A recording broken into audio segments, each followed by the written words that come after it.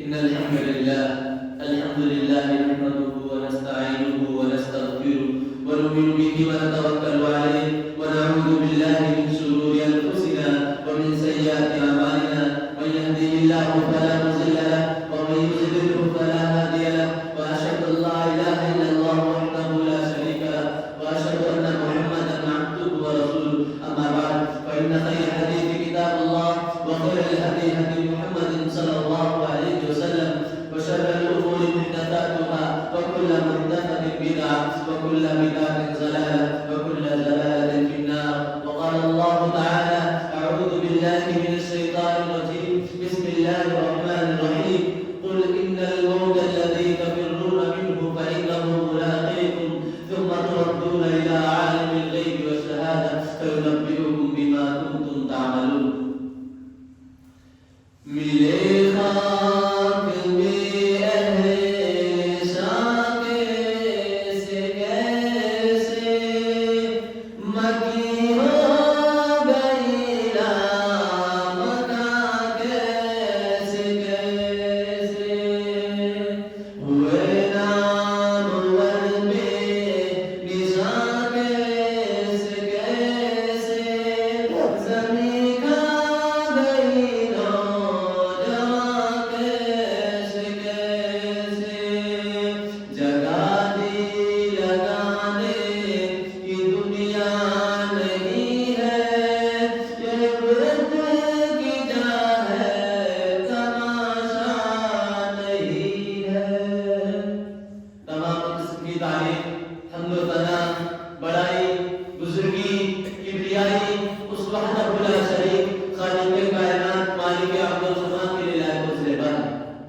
جس نے ہمیں اس دنیا پانی کے اندر اس فنا ہونے والی دنیا کے اندر پیدا کیا اور پیدا کرنے کے بعد یوں ہی لاچار بے بس ذلیل نہ بھٹکتا ہونے چھوڑا بلکہ ہماری رشد و ہدایت کے لیے ہمیں سیدھا راستہ دکھلانے کے لیے ہمیں صراط مستقیم پر چلنے کے لیے تمام کے تمام انبیاء کرام اس دنیا پانی کے اندر پیدا ہوتا ہے. لاکھوں کروڑ درود سلام ان انبیاء کرام پر خصوصاً بالخصوص ہمارے آخری نبی جناب مقدس سرور صلی اللہ علیہ وسلم. میرے بھائی اور دوستو، میں آج اس بابرکت دن یعنی جمعہ کے دن جس موضوع کے تحت گشائی کرنا چاہتا ہوں، بولنا چاہتا ہوں، وہ ہے اصل زندگی. اب آپ یہ سوچ رہے ہو کہ اصل زندگی سے مراد کا ہم جو جی رہے ہیں زندگی، یہ ہے نقلی زندگی. ہماری اصل زندگی جو شروع ہونی ہے وہ ہمارے موت سے شروع ہوگی اور فیصلہ قبرستان میں جا کر ہو جائے گا کہ ہمارا ٹھکانہ کی زندگی میں جہنم والے میں ہے جنت میں. آج میں انہی دو باتوں پہ اپنی بات کو رکھوں گا.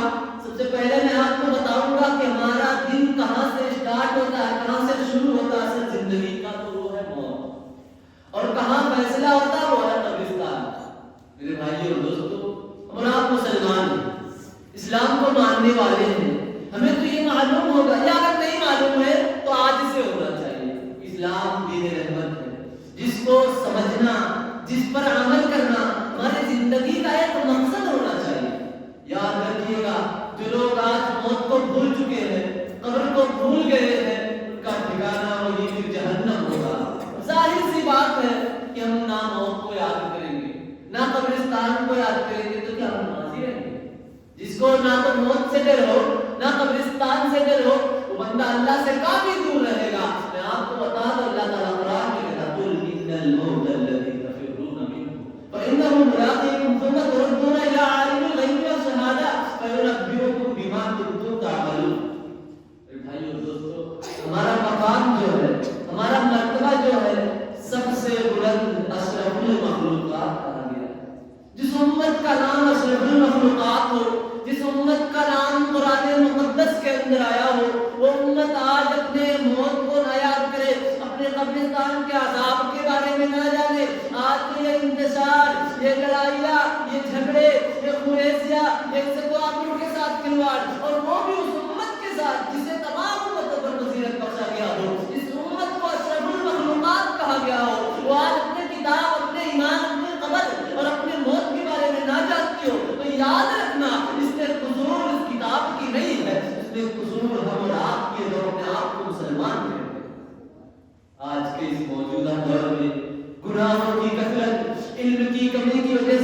دین سے بیزاری، آخری عمر سے غفلت، یہاں تک کہ دور و دورہ، موت کے بعد ہمیں دوبارہ زندہ کیا جائے، جزا ہوگا، سزا ہوگا، ہمارے دماغ سے نکل چکا ہے۔ مادہ پرستی، خود غرضی، قتل و غارت گیری، بے حیا، فحاشیاں عام ہو چکی ہے، یہاں تک ہم بھول چکے ہیں کہ ہمیں مرنا ہے، ہمیں قبرستان میں جانا ہے، ہمارے سوال و جواب کا وقت بھی آئے گا، ہم بھول چکے ہیں۔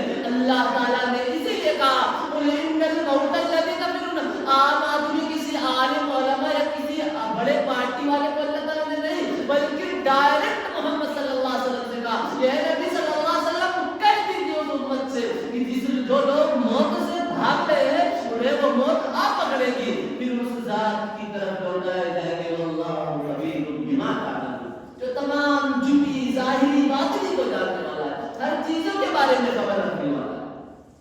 میرے بھائی اور دوستو، ہم کس چکر میں پڑے ہوئے ہیں آج، جبکہ ہم مرنے سے بچتے ہیں اور جہنم کے بارے میں سوچتے ہیں، یقین مرنا ہے، اگر جہنم سے بچیں گے تو بچ سکتے ہیں، لیکن مرنے سے نہیں بچ سکتے۔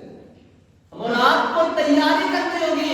اللہ تعالیٰ نے قرآن میں کہا اَيْنَمَا تَكُونُوا يُدْرِكْكُمُ الْمَوْتُ وَلَوْ كُنْتُمْ فِي بُرُوجٍ مُّشَيَّدَةٍ، یہ مت سوچنا میں مرنا نہیں، ہم بچ سکتے ہیں، آپ اپنے مضبوط قلعوں کے اندر بند ہو جاؤ، موت تمہیں وہاں بھی آ پکڑے گی۔ دوسری جگہ قرآن کے اندر وَلِكُلِّ أُمَّةٍ أَجَلٌ فَإِذَا جَاءَ أَجَلُهُمْ لَا يَسْتَأْخِرُونَ سَاعَةً وَلَا يَسْتَقْدِمُونَ، ہم نے ہر انسان کے لیے ایک وقت مقرر کر دیا گیا ہے، نہ تو وہ انسان 1 گھنٹہ پہلے مر سکتا ہے، نہ تو 1 گھنٹہ بعد مر سکتا ہے، ایک ہی وقت میں۔ اب اللہ تعالیٰ یہ بھی کہا وَمَا جَعَلْنَا لِبَشَرٍ مِّن قَبْلِكَ الْخُلْدَ أَفَإِن مِتَّ فَهُمُ الْخَالِدُونَ، جو لوگ یہ سوچتے ہیں کہ ہمیں ہمیشہ یہی رہنا ہے، اسی لیے اللہ تعالیٰ کا ہمارا آپ کا عقیدہ اور ایمان ہم جانتے بھی ہیں کہ پوری دنیا کے اندر اگر اللہ تعالیٰ سب سے زیادہ محبت کرتا تھا تو محمد صلی اللہ علیہ وسلم، ہم جانتے ہیں اللہ تعالیٰ پوری دنیا اور آخرت میں سب سے زیادہ اگر کسی سے محبت کرتا تھا تو محمد صلی اللہ علیہ وسلم سے، ان کے بارے میں آتا ہے وَمَا جَعَلْنَا لِبَشَرٍ مِّن قَبْلِكَ الْخُلْدَ أَفَإِن مِتَّ فَهُمُ الْخَالِدُونَ، اے لوگوں کس چکر میں تم ہو، کسی کو میں نے ہمیشگی نہیں دی، یہاں تک کہ محمد صلی اللہ علیہ وسلم کو بھی اپنے ہمیشگی نہیں دی۔ کہا یہ سچ ہے کہ لو کان فی الدنیا بقاء لما مات خیر المرسلین محمد صلی اللہ علیہ وسلم، اگر کسی کو موت سے بقا ملی ہوتی، چھٹکارا ملا ہوتا تو ہمارے آقا محمد صلی اللہ علیہ وسلم کو ملی ہوتی۔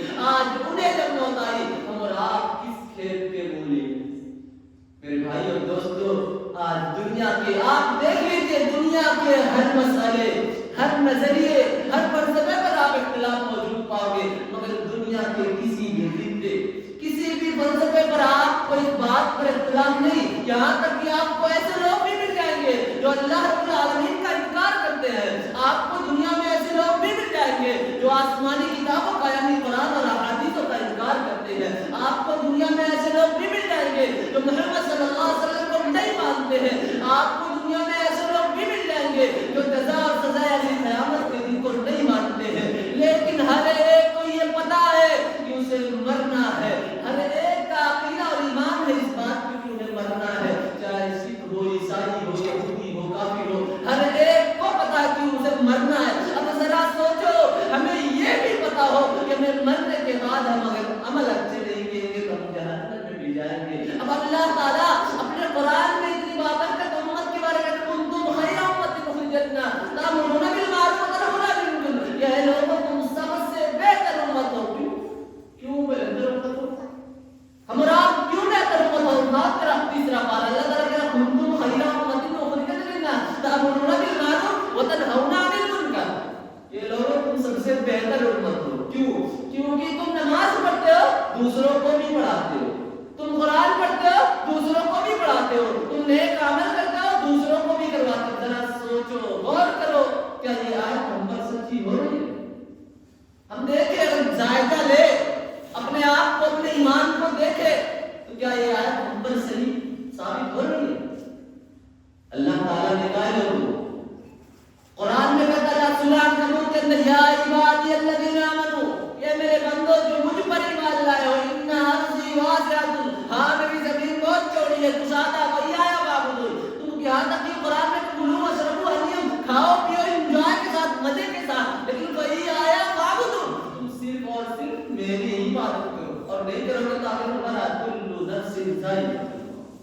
ہر انسان کو موت کا مزہ چکھنا ہے۔ اب ہم اور آپ جانتے ہیں کہ اللہ تعالیٰ کی نصیحت کے لیے ایک آیت ایک کڑی کافی ہے، لیکن پورے قرآن کے اندر اللہ تعالیٰ نے 3 مرتبہ کہا ہے کل نفس ذائقۃ الموت، کہ ہر انسان کو موت کا مزہ چکھنا ہے۔ اب وہ چاہے شاہ ہو یا غدا، امیر ہو یا غریب، آقا ہو یا غلام، انبیاء ہو یا پیغمبر، یا تک کہ نبی ہو یا فرشتہ، میں بتا دوں آپ کو موت سے کسی کو چھٹکارا نہیں، چاہے نبی ہو یا فرشتہ۔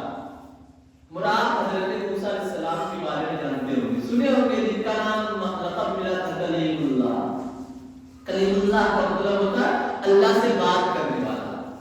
ذرا سوچو اس کا کیا مقام ہوگا جو ڈائریکٹ اللہ تعالیٰ سے بات کرتا۔ آپ ہم اور آپ میں سے کوئی پرائم منسٹر یا کسی سے بات کرے ڈائریکٹ کانٹیکٹ میں، تو آپ کا ہونا گاؤں میں سب سے بلند رہے گا۔ اب ذرا سوچو وہ ایسے نبی ہے جو ڈائریکٹ اللہ تعالیٰ سے بات کرتے، کلیم اللہ کا لقب ملا ان کے پاس حضرت ملکن ہوگا، اور کہتے ہیں چلو تمہارا پورا ہو چکا ہے۔ یہاں تک کہ حضرت موسیٰ علیہ السلام کو حضرت ملکن موت کو حضرت موسیٰ علیہ السلام ایسا تھپڑ مارتے ہیں جس کی چوٹ سے ان کی آنکھ پھوٹ جاتی ہے، بلکتے ہوئے اللہ رب العالمین کے پاس جاتے ہوئے کہتے ہیں اللہ انہیں مجھے کس کے پاس بھیج دیا، وہ تو مرنا ہی نہیں چاہتا ہے۔ اور اللہ تعالیٰ نے ان کی آنکھ کو دوبارہ لوٹایا، جا کر کہہ دو کہ اپنے ید مبارک یعنی ہاتھ کو ایک گائے یا بیل کے اوپر رکھ دے، ان کے ہاتھ کے نیچے جتنے بھی بال آئیں گے 1 سال مزید یعنی 1 سال بڑھا دیے جائیں گے۔ حضرت موسیٰ علیہ السلام نے کہا اس کے بعد، تو اللہ تعالیٰ نے کہا اس کے بعد تمہیں مرنا ہے۔ اب انہوں نے کہا ہو سکتا ہے میرے ہاتھ کے نیچے 100 بال آ جائے، 200 بال آ جائے، میں 100 سال جی لوں گا، 200 سال جی لوں گا، اس کے بعد تو مرنا اسے اچھا بھی منظور ہے۔ اب یہ بات ایک دم واضح کر رہی ہے، حدیث واضح طور پر بتلا رہی ہے کہ ہر ایک کا انتقال، ہر ایک کو مرنا ہے، چاہے شاہ ہو یا غدا، امیر ہو یا غریب، آقا ہو یا غلام، انبیاء ہو یا پیغمبر، نبی ہو یا فرشتہ، ہر ایک کو مرنا ہے۔ ہم اور آپ کس چیز کے چکر میں پڑے ہیں جبکہ روزانہ ہمارے دروازے پر موت دستک دیتی ہے۔ اللہ تعالیٰ قرآن میں کہنا اٹھاؤ 32واں پارہ سورہ نمبر 1 آیت نمبر 1، اللہ تعالیٰ کہتا ہے الذی بیدہ الملک، بہت بابرکت ہے وزار، بیدہ الملک جس کے ہاتھ میں بادشاہت ہے، وہو علی کل شیء قدیر، اور وہ ہر چیزوں پر قادر ہے۔ اسی کی دوسری آیت میں فرماتا الذی خلق الموت والحیات لیبلوکم ایکم احسن عملا۔ اے انسان ہم تمہارے لیے 2 راستے اختیار ہیں، ایک موت اور ایک زندگی، تاکہ اپنے بندے کو میں زندگی دوں، آزما سکوں کہ اپنے موت کے لیے کیا کیا کچھ کرتا ہے۔ اللہ تعالیٰ نے آج ہمیں دے رکھا ہے، یہ دنیا آزمائش ہے، اور یاد رکھنا اللہ تعالیٰ نے ہم اور آپ ایک مثال دینا چاہتا ہوں، ہم اور آپ میں سے کوئی بھی ایک محل پوری زندگی محنت کر کے کھڑا کر لے، کافی اس میں سنگمرمر اور خوبصورتی سجا لے، اس کے بعد اس کی برائی نہیں کرے گا کہ میرا گھر خراب ہے۔ جس نے اس دنیا کو بنایا ہے، یعنی اللہ رب العالمین نے اپنے قرآن کے اندر کہا وما جعلنا، اللہ تعالیٰ نے قرآن میں کہا وما الحیات الدنیا الا متاع الغرور، وما الحیات الدنیا الا لعب و لہو۔ یہ لوگوں اس دنیا کے چکر میں مت پڑو، یہ دنیا صرف اور صرف کھیل اور تماشے کی جگہ ہے۔ اگر یہ دنیا اچھی جگہ ہوتی تو تمہارے باپ حضرت آدم علیہ السلام کو عذاب دے کر اس دنیا کے اندر نہیں اتارا جاتا۔ میرے بھائی اور دوستو، یہ تھی موت۔ ابھی ہمارا ہم اجتماع کے لیے جا رہے ہیں، ہم بائک پر بیٹھ کے کک مار رہے ہیں، ابھی پورا اجتماع تک کا راستہ باقی ہے جو ہے قبرستان۔ وہاں فیصلہ ہوگا کہ ہم پہنچ پائیں گے، اگر راستے میں ایکسیڈنٹ ہوتا تو کام ہو گیا، ورنہ پار ہو جائے گا۔ یہاں تک کہ بیان کیا جاتا ہے قبر آخرت کی منزلوں میں سب سے پہلی منزل ہے۔ اگر انسان یہ منزل آسانی سے طے کر لے گیا تو بعد کی منزلیں اور بھی زیادہ آسان ہو جائے گی، لیکن یہی منزل اگر سخت ہو گئی تو بعد کی منزلیں اور بھی زیادہ سخت ہو جائیں گی۔ یہاں تک کہ حضرت عثمان غنی رضی اللہ تعالیٰ عنہ کے بارے میں بیان کیا جاتا ہے کہ وہ جب بھی کسی قبرستان پہ جاتے تھے اتنا روتے تھے کہ ان کی آنسو کی وجہ سے ان کے ریش مبارک یعنی داڑھی مبارک آنسو سے بھیگ جاتی تھی۔ اور لوگوں نے ان سے سوال کیا، پوچھا یہ حضرت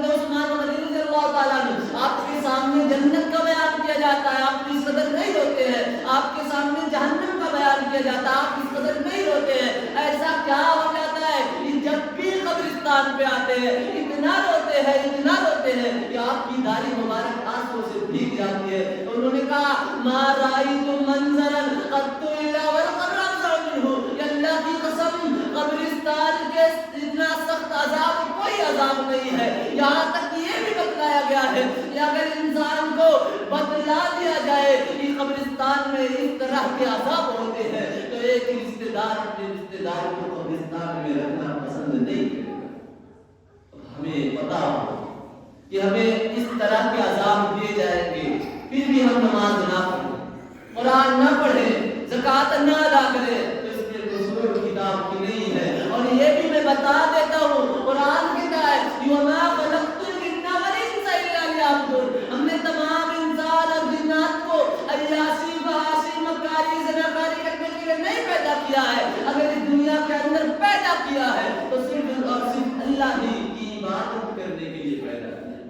اب ذرا سوچو, ہمیں پتا ہو کہ ہمیں اللہ نے اس دنیا میں صرف اور صرف اپنی عبادت کرنے کے لیے پیدا کیا ہے. ہم اسے چھوڑ کر بھول گئے ہو, اپنی موت کو ہی بھول گئے ہو, اپنے قبر کے عذاب کو ہی بھول گئے ہو تو یاد رکھنا حشر کا میدان ہمارے لیے تیار ہوگا اور جہنم کا دروازہ کھول دیا جائے گا.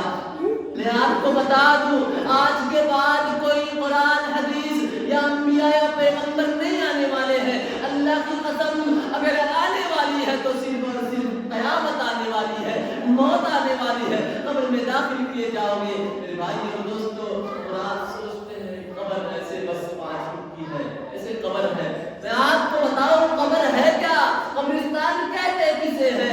میں آپ کو بتا دوں روزانہ قبرستان کہتی ہے کہ میرے اندر آنے والے تیاری کر لے کیونکہ میں ایک اندھیری کوٹری ہوں, میرے اندر بہت عجیب کیڑے اور مکوڑے ہیں, میرے اندر آنے سے پہلے تو تیاری کر لے. یہاں تک کہ 2 لوگوں کے بارے میں بیان کرتا ہوں.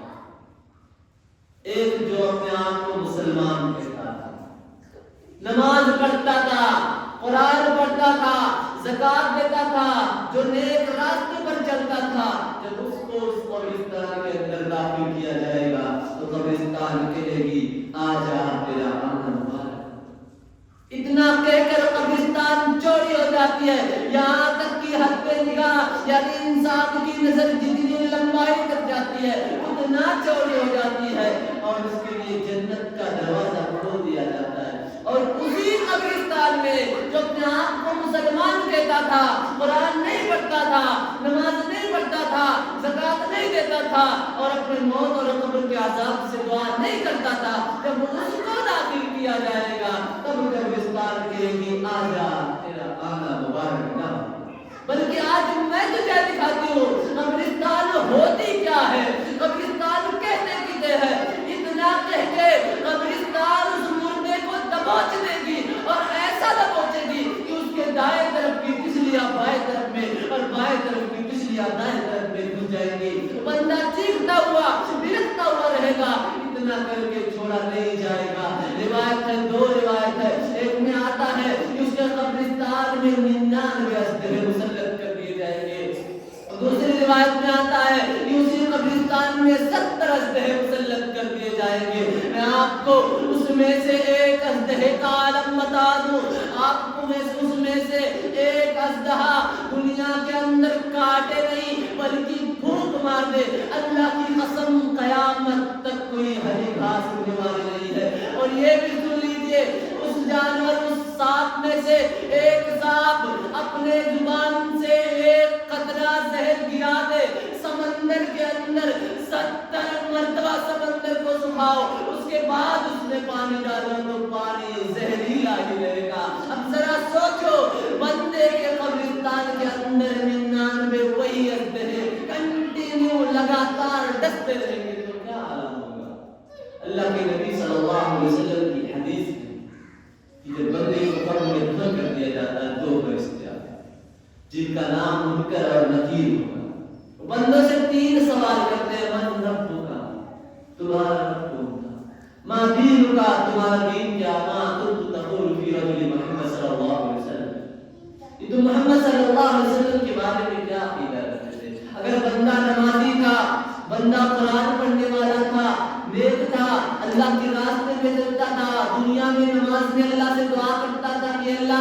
قبر کے سوال کو آسان کرنا، وہ بندہ ہر سوال کے جواب کو دینے جائے گا، کہے گا میرا رب اللہ تھا، میرا دین اسلام تھا، اور میرے نبی محمد صلی اللہ علیہ وسلم تھے۔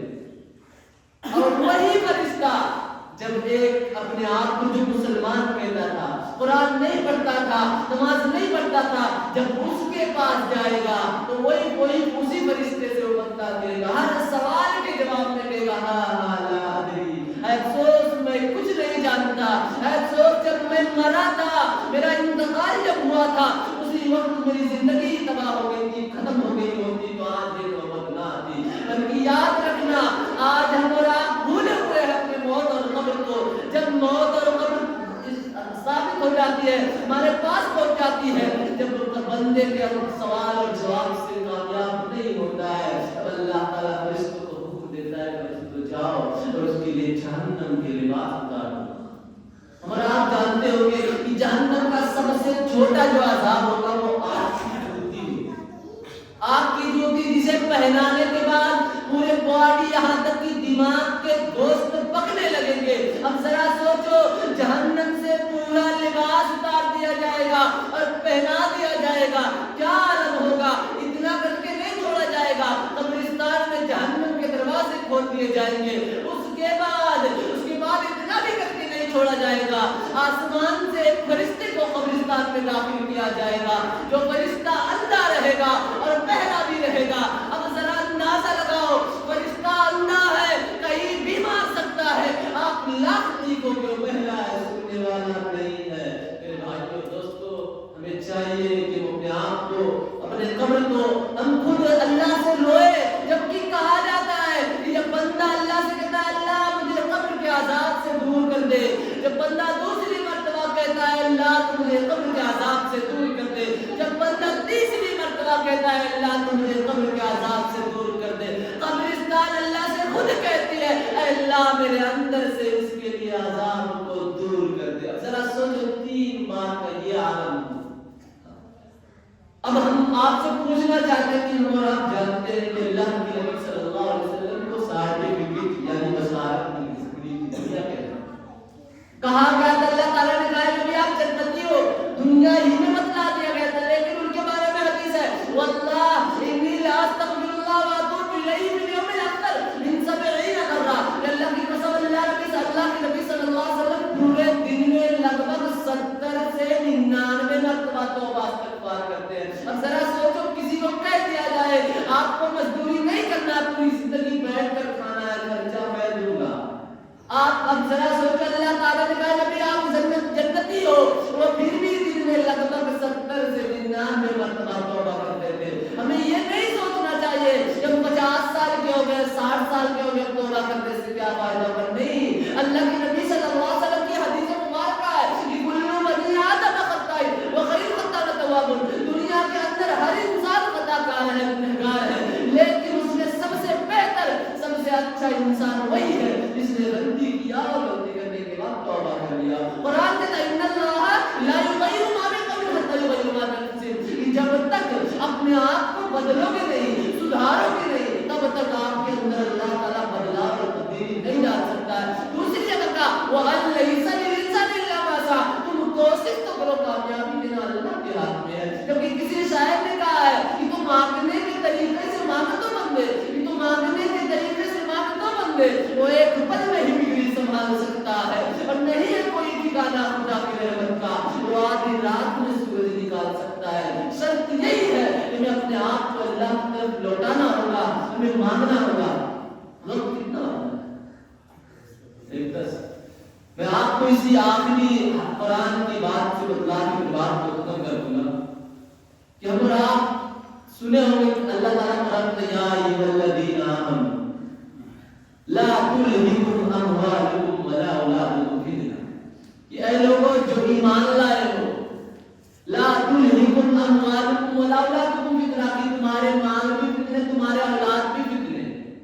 اب کس انداز سے تو اللہ تعالیٰ نے دیا، ہمارے اندر سوال آتا ہے کہ ایسا کہ اللہ تعالیٰ کہہ سکتا ہے کہ تمہارے مال اور دولت فتنہ ہے؟ ہم بھی سوچ سکتے ہیں کہ اللہ تعالیٰ نے دیا کس لیے جب فتنہ ہے؟ ہاں اس طور پہ ہے کہ آپ اگر مال اور دولت کے چکر میں آپ نماز چھوڑے بیٹھے ہو،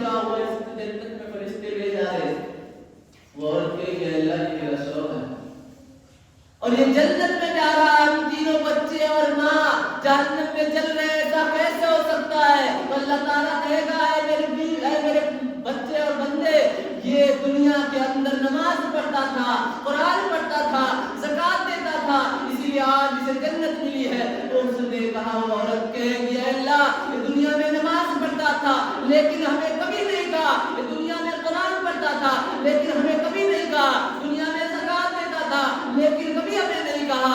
اگر یہ جنت میں جا رہا ہے تو ہم تینوں کو بھی جنت میں داخل کرنا ہوگا، اور ہم جہنم میں ہیں تو اسے بھی جہنم کے اندر داخل کرنا ہوگا۔ اللہ تعالیٰ ان تین جہنمیوں کے ساتھ ساتھ اسے بھی جہنم کے اندر داخل کرے۔ کیوں؟ اب آئیے میں آپ کو ایک چھوٹا سا بہت پیارا اللہ تعالیٰ قرآن کے اندر سب سے آخری پارہ جس کا نام ہے اما پارہ، 30واں پارہ، اس میں کہتا فَإِذَا جَاءَتِ السَّاعَةُ يَوْمَ يَفِرُّ الْمَرْءُ مِنْ أَخِيهِ وَأُمِّهِ وَأَبِيهِ وَصَاحِبَتِهِ وَبَنِيهِ لِكُلِّ امْرِئٍ مِّنْهُمْ يَوْمَئِذٍ شَأْنٌ يُغْنِيهِ وُجُوهٌ يَوْمَئِذٍ مُسْفِرَةٌ ضَاحِكَةٌ مُسْتَبْشِرَةٌ وَوُجُوهٌ يَوْمَئِذٍ عَلَيْهَا غَبَرَةٌ تَرْهَقُهَا قَتَرَةٌ أُولَٰئِكَ هُمُ الْكَفَرَةُ الْفَجَرَةُ۔ یہ ماں جس اولاد اور مال اور دولت، میں یہ نہیں کہتا آپ اپنے بچوں کے لیے کماؤ مت، آپ اپنے بچوں کے لیے دولت نہ کماؤ، بلکہ ایک وقت ہوتا ہے اللہ تعالیٰ نے 24 گھنٹے دے رکھے ہیں، پورے 5 وقت کی نماز پڑھنے میں لگ بھگ 1 سے 1.5 گھنٹہ لگا۔ اب آپ کو میں 100 روپیہ دے دوں، اس میں سے 2 روپے مانگا تو آپ کو بھاری نہیں پڑے گا، یہی سوچو کہ اس نے 100 روپیہ دے تو مجھے دے دو، 2 روپے دینے میں کیا بھاری پڑ رہا۔ اب جس نے 24 گھنٹے دے رکھا ہو اس کے لیے 2 گھنٹہ دینے کے لیے کیا، جبکہ وہ 2 گھنٹے میں بھی ہمیں فائدہ ملنے والا ہے۔ اسی لیے کہا جس کے لیے تم کما رہے ہو، قرآن کہہ رہا ہے فَإِذَا جَاءَتِ السَّاعَةُ، ایک آپ کے سوال اور جواب سب کچھ ہو چکے ہوں گے، آپ کی ایک نیکی، کتنے؟ ایک نیکی کم پڑ رہی ہوگی، اللہ تعالیٰ کے جاؤ اور اپنے جس کے لیے آپ دنیا بھول گئے تھے، آخرت بھول گئے تھے، جاؤ اس سے ایک نیکی مانگ لاؤ، اس کے بعد انہیں جنت میں داخل کر دیا جائے۔ وہ جائے گا سب سے پہلے اپنے بھائی کے پاس، بھائی منع کر دے گا، وہ کہے گا میری ایک نیکی کم پڑ رہی ہے، تو مجھے ایک نیکی دے دے، میں جنت میں داخل ہو جاؤں گا۔ بھائی بھی منع کر دے گا، بہن کے پاس جائے گا، بہن بھی منع کر دے گی، اپنے بیوی کے پاس جائے گا، بیوی بھی منع کر دے گی، اس کے بعد اپنے بیٹی اور بیٹوں کے پاس جائے گا، بیٹی اور بیٹیاں بھی منع کر دیں گے، اب اس کے بعد اپنے باپ کے پاس جائے گا اور کہے گا میری ایک نیکی کم پڑ رہی ہے، نیکی دے دو، باپ بھی منع کر دے گا۔ ہم اور آپ کا عقیدہ اور ایمان ہم جانتے بھی ہیں کہ پوری دنیا کے اندر سب سے زیادہ ہم سے اگر کوئی محبت کرنے والا شخصیت اور ہستی ہے تو اسے ماں کہتے ہیں۔ وہ آخر میں اپنے ماں کے پاس جائے گا اور کہے گا امی جان میرا سوال اور جواب ہو چکا ہے، میری ایک نیکی کم پڑ رہی ہے، تو مجھے ایک نیکی دے دے تاکہ میں جنت کے اندر داخل ہو جاؤں۔ اللہ کی قسم ماں بھی منہ پھیر لے گی، اس کے بعد ایک نیکی کی وجہ سے جہنم کے اندر داخل کر دیا جائے۔ یہ ہے دنیا۔ میرے بھائی اور دوستو، کسی نے کہا ہے کہ یہ چمن یوں ہی رہے گا اور ہزاروں بلبلے، یہ چمن یوں ہی رہے گا اور ہزاروں بلبلے اپنی اپنی بولیاں سب بول کر اڑ جائیں گے۔ جس طرح یہ ایک مہینہ ایک ہفتہ گزرتا جا رہا ہے، ہم اپنے وطن سے قریب ہوتے جا رہے ہیں، ہم اپنے قبر سے قریب ہوتے جا رہے ہیں۔ اے امت اسلام کی مرجھائی ہوئی کلیوں، سنبھل جاؤ اور اپنے کھوئے ہوئے اوقات کو واپس لے آؤ، لوٹاؤ اللہ تعالیٰ کی طرف۔ ہمیں اپنے آپ کو یہ نہیں سوچنا چاہیے کہ ہم گنہگار تھے۔ اللہ تعالیٰ ہم اور آپ جب اس طرح اللہ سے کہیں گے یہ اللہ تو حضرت موسیٰ علیہ السلام کو فرعون کے اتنے بڑے لشکر سے بچانے پر قادر ہے، سمندر کے اندر سے راستہ بنانے پر قادر ہے، تیرے سامنے ہماری ٹوٹی ٹوٹی غلطیاں کیا ہے؟ اے اللہ تو حضرت ابراہیم علیہ السلام کو اتنے بڑے آگ سے آگ کو ٹھنڈا کرنے پر قادر ہے، تو ہمارے تیرے سامنے ہماری ٹوٹی ٹوٹی غلطیاں کیا ہے؟ اے اللہ تو حضرت محمد صلی اللہ علیہ وسلم کو اتنے بڑے غار میں اور کافروں کے جنگل سے بچانے پر قادر ہے، تیرے سامنے ہماری ٹوٹی ٹوٹی غلطیاں کیا ہے؟ اے اللہ تو حضرت یونس علیہ السلام کو سمندر کے اندر مچھلی کے پیٹ کے اندر سے بچانے پر قادر ہے، تیرے سامنے ہماری ٹوٹی ٹوٹی غلطیاں کیا ہے؟ اے اللہ تو حضرت یوسف علیہ السلام کو کنویں کے اندر سے نکال کر بادشاہ بنانے پر قادر ہے، تیرے سامنے ہماری ٹوٹی ٹوٹی غلطیاں کیا ہے؟ جب ہم رات اللہ تعالیٰ سے امید